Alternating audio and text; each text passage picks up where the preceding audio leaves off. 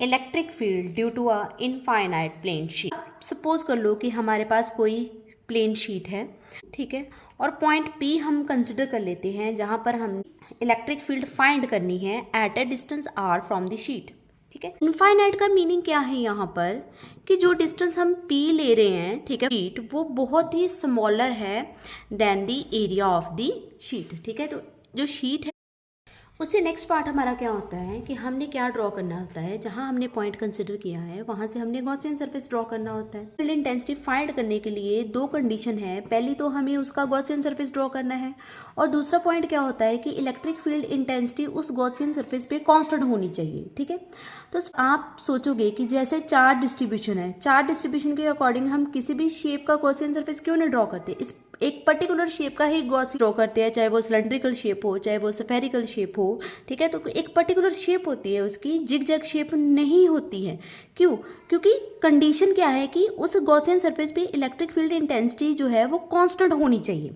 सो इसलिए हम इस पर तो डिस्टेंस भी चेंज हो जाएगा की वजह से जो है उसकी जो है हर पॉइंट के ऊपर जब आप इलेक्ट्रिक फील्ड इंटेंसिटी फाइंड करोगे वो डिफरेंट आएगी।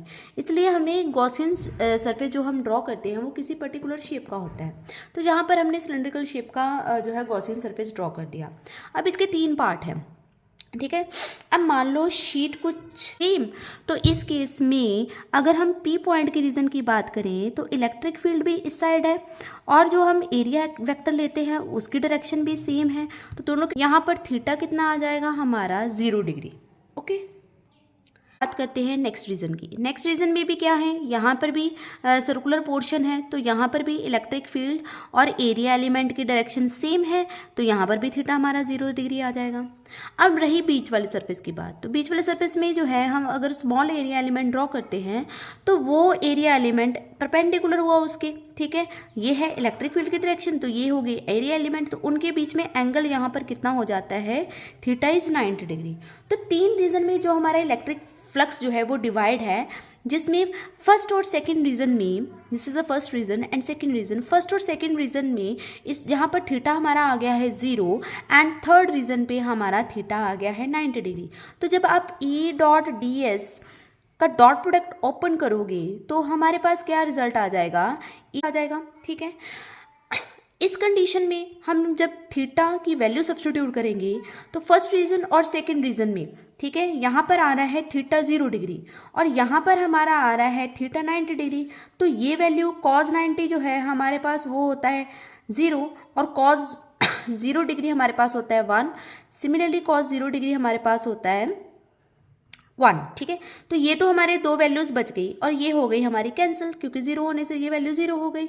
तो हमारे पास जो क्लोज सरफेस फ्लक्स की वैल्यू है वो कितनी आ जाएगी, 2 time of integration of E ds।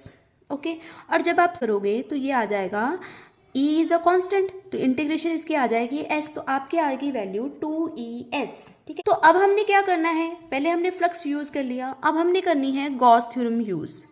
Gauss theorem है हमारे पास कि जो क्लोज सरफेस इंटेग्रल है E डॉट ds का that is equals to Q upon epsilon not.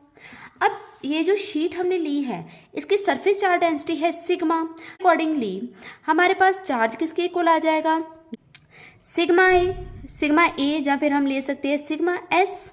Okay, जब हम इसकी वैल्यू सब्स्टिट्यूट करेंगे तो यहाँ पर हमारे पास आ जाएगा sigma S upon epsilon not और E डॉट ds की वैल्यू हमारे पास आई है 2ES, तो हमारे पास E का रिजल्ट कितना आ जाएगा, sigma S upon 2 epsilon naught into S आ रहा है यहाँ पर sigma upon 2 epsilon naught, that is a required